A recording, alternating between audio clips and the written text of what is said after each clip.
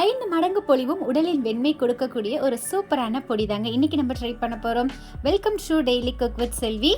எல்லோரும் எப்படி இருக்கீங்க? எல்லாரையும் நல்லா இருப்பீங்கன்னு நினைக்கிறேன். ஸோ கடவுள்கிட்ட வேண்டிக்கிறேன். இன்றைக்கி நம்ம இந்த பொடி ரெடி பண்ணுறதுக்கு கேரட் நான் வந்து ஒரு 1/4 கிலோ வாங்கியிருக்கேங்க.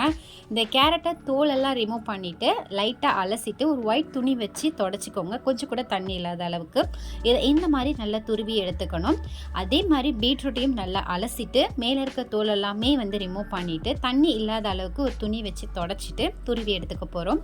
கேரட் பீட்ரூட் இதை வச்சு நம்ம ஏபிசி மால்ட் தாங்க ரெடி பண்ண போகிறோம். நான் ஆல்ரெடி ஷார்ட்ஸில் வந்து ட்ரை பண்ணி பார்த்தேன், சுத்தமாக நல்லா வரல. ஸோ இந்த மாதிரி நான் ட்ரை பண்ணல, ரொம்ப பர்ஃபெக்டாக வந்திருந்தது.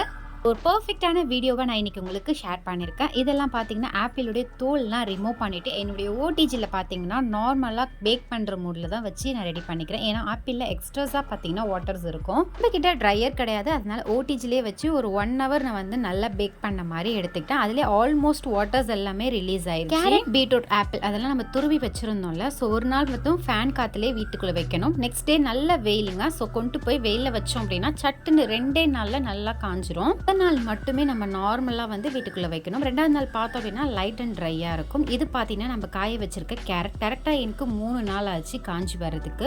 இது நம்மளுடைய பீட்ரூட்ங்க. பீட்ரூட்டுமே நல்லா 3 நாள் வந்து காய வச்சு நல்லா முறுன்னு காஞ்சிருக்கு. இந்த அளவுக்கு காஞ்சிருந்தா தான் இந்த மால்ட்டை வந்து நம்ம ரெடி பண்ணணும்.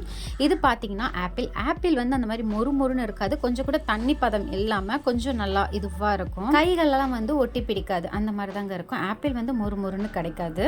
ஆப்பிள் நல்லா காஞ்சிருக்கா எப்படி செக் பண்ணணும்? நம்ம பிச்சு பார்த்தோம் அப்படின்னா இந்த வத்தல்கள்லாம் காய போட்டு பருத்து போனால் எப்படி இருக்கும், ஸோ அந்த மாதிரி தாங்க. இது கூட ஒரு எக்ஸ்ட்ரா டேஸ்ட்டுக்காக நட்ஸ் வந்து கொஞ்சமாக நான் ரோஸ்ட் பண்ணி எடுத்துக்க போகிறேன். 2 ஸ்பூன் பூசணி விதை, 2 ஸ்பூன் அளவுக்கு பிஸ்தா, 2 ஸ்பூன் அளவுக்கு பாதாம் சேர்த்துருக்கேன். அதே 2 ஸ்பூன் அளவுக்கு முந்திரி, 5-6 ஏலக்காய் வந்து சேர்த்துருக்கேன் நல்ல வாசனைக்காக. இது எல்லாத்தையுமே வந்து நல்லா ரோஸ்ட் பண்ணி எடுத்துக்கணுங்க.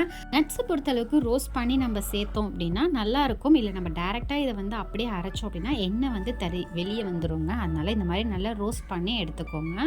ஒரு லைட் ப்ரௌன் கலரில் வந்தோன்னே நம்ம சூடு ஆறதுக்கு அப்படியே விட்டுறலாம். இப்போ நம்ம காய போட்ட இன்க்ரீடியன்ஸ் எல்லாமே நம்ம வந்து மிக்ஸி ஜாரில் சேர்த்து அரைச்சி எடுத்துக்க போகிறோம். நான் எல்லா இன்க்ரீடியண்ட்டும் ஒன்றா தான் சேர்த்துக்க போகிறேன். ஃபஸ்ட்டு நான் வந்து பீட்ரூட் சேர்த்துக்கிட்டேங்க. நெக்ஸ்ட்டு வந்து ஆப்பிள் வந்து எப்பயுமே நம்ம தனியாக வந்து கிரைண்ட் பண்ண முடியாது. இது மாவு மில் கடையில் கொடுக்குற போது நீங்கள் ஈஸியாக வந்து கிரைண்ட் பண்ணிடலாம். மிக்சியில் கொஞ்சம் கம்மியான குவாலிட்டி ரெடி பண்ணும்போது ரொம்ப கஷ்டமாக இருக்கும். இது கூடயே கொஞ்சமாக வந்து நான் கேரட் ஆட் பண்ணியிருக்கேன். இது ஏன் இப்படி சொல்கிறேன்னா நம்ம வந்து 2-3 தடவை மிக்சியில் அரைச்சி நம்ம ஜலிச்சு எடுக்கிற மாதிரி இருக்கும். அப்போ கூட லைட்டாக தான் அந்த கொரகொரப்பு பாத்திரத்தோடு தான் இருக்குங்க.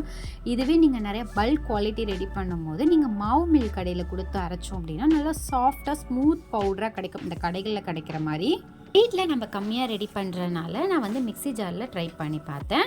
மிக்ஸி ஜாரில் செய்யும் போது பெரிய ஜாரில் வந்து செய்ய வேண்டாம், சின்ன ஜாரில் வந்து அரைச்சி எடுத்துக்கோங்க. நல்லா ஈஸியாக வந்து அரைக்கிறதுக்கு இருக்கும். ஸோ இது கூட நீங்கள் நட்ஸை வந்து சேர்க்க வேண்டாம். லாஸ்ட்டு கொஞ்சமாக குறகுறப்பாக இருக்கிறது கூட நான் நட்ஸை வந்து சேர்த்துக்கிட்டு அரைச்சி எடுத்துக்க போகிறேன். கொஞ்சோண்டு குறகுறப்பாக இருந்தது கூட நட்ஸு சேர்த்துருக்கோம்ல. ஸோ இதை வந்து நான் ஸ்மூத்தாக வந்து அரைச்சி எடுத்துக்கிட்டு வந்துட்டேன். ஒரு பெரிய பாத்திரத்தில் நம்ம ஆல்ரெடி அரைச்சி ஜலிச்சு வச்சுருந்தோம்ல இந்த கேரட் பீட்ரூட் ஆப்பிள் அதை வந்து நான் சேர்த்துக்கிறேன். ஸோ இது வந்து லைட்டாக குறகுறப்பாக தான் இருக்கும். நீங்கள் மாவு மில்லில் அரைச்சி தான் நல்லா சாஃப்டாக கிடைக்குங்க. இது கூட நம்ம நட்ஸ் அரைச்சிருந்தாலும் அதையும் வந்து நம்ம சேர்த்துக்கலாம். இது கூட நாட்டு சக்கரை பார்த்தீங்க அப்படின்னா நம்ம அரைச்சி எடுத்துருக்க மொத்த இன்க்ரீடியண்ட்டுமே 2 கப் இருந்துச்சுன்னா 1 கப் அளவுக்கு மட்டும் நாட்டு சக்கரை சேர்த்துக்கிட்டா போதும். இது எல்லாத்தையும் ஒன்றா சேர்த்து மிக்ஸ் பண்ணி விட்டுறலாம். நம்ம என்ன தான் மிக்ஸ் பண்ணாலும் அது ஈவனாக வந்து கோட் ஆகாது. அதனால் 1 டைம் வந்து கையில் நான் மிக்ஸ் பண்ணி விட்டுட்டு நான் வந்து இது என்ன பண்ண போகிறேன்னா மிக்ஸி ஜாரில் ஒரே ஒரு தடவை மட்டும் பல்ஸ் மாதிரி கொடுத்து அரைச்சி எடுத்துக்க போகிறேங்க. அப்போ வந்து பார்த்தீங்க அப்படின்னா நல்லா ஈவனாக வந்து கோட் ஆயிரும். ஸோ நம்ம மிக்ஸ் பண்ணி வச்சுருந்தோம்ல அந்த இன்க்ரீடியண்ட்டை வந்து நான் மிக்ஸி ஜாரில் சேர்த்து ஒரே ஒரு 2 செகண்ட்ஸ் மட்டும் பல்ஸ் கொடுத்து எடுத்துக்க போகிறேன். இந்த மாதிரி நம்ம ஒத்துக்காக சேர்த்து எல்லாத்தையும் மிக்ஸியில் அரைச்சி எடுத்துகிட்டு வரும்போது நமக்கும் வந்து ரொம்ப ஈஸியாக இருக்கும். மிக்ஸ் ஆச்சு அப்படின்ற கவலை கிடையாது. ஸோ இந்த மாதிரி குட்டி பாத்திரத்தில் எடுத்து ஸ்டோர் பண்ணி வச்சுக்கலாம் தாராளமாக. கண்ணாடி பாத்திரமாக இருந்தால் இன்னுமே ரொம்ப ஈஸியாக இருக்குங்க. நான் இதை உங்களுக்கு ட்ரை பண்ணி காட்டுறேன். கொஞ்சமாக பால் மட்டும் எடுத்து நான் காய்ச்சி எடுத்திருக்கேன். இது ஜஸ்ட் ஒரு 1/2 ஸ்பூன் அளவுக்கு மட்டும் சேர்த்துட்டு கொஞ்சமாக பால் மட்டும் சேர்த்தோம்னாலே போதுங்க. நல்ல ஒரு பிங்கிஷ் கலரில் கிடைக்கும்.